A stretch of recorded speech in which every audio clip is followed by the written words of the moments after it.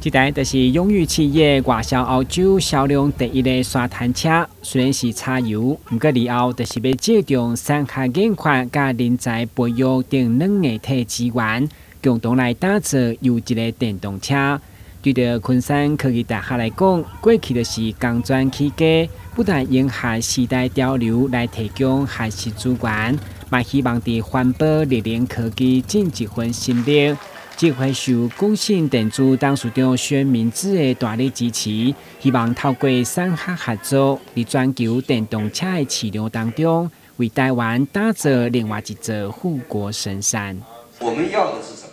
我们要的是会动手的。所以科技大学的背景呢，就是同学们呢，就是又会动脑又会动手，然后呢还会这个彼此合作啊。所以这个在车子里面呢，有太多的元素呢，要结合在一起。所以我们觉得呢，跟这个昆大的这个合作，一定会可以带来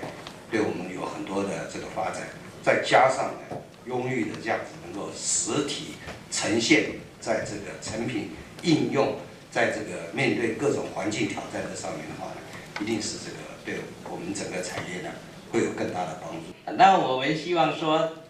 这个今天能够那个跟昆山结合，还有那个公信这么优质的公司在后面撑腰的话，我想就是在很短的时间之内，我们绝对可以做出一台相当过水准，而且在市场上相当受欢迎的那个电动沙滩车出来。中信电子呢，我们就一起 join together， 然后为台湾去发声，然后为台湾争取光荣。所以不管说是它的电车里面的 module， 或者是相关的文件，应该讲说车零件，他都愿意来支持。那我就觉得说这很好。那这样子我就不要 Tesla， 我就不需要 Tesla。我宁愿去研究台湾的仪器跟设备，然后为台湾，甚至于看看有没有可能跟Lexgen 能够合作。那我倒觉得这是一个很好为台湾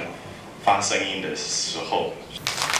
10月5號當間，3方面在副市長訂簽的見證正式簽署 MOU， 場面盛大。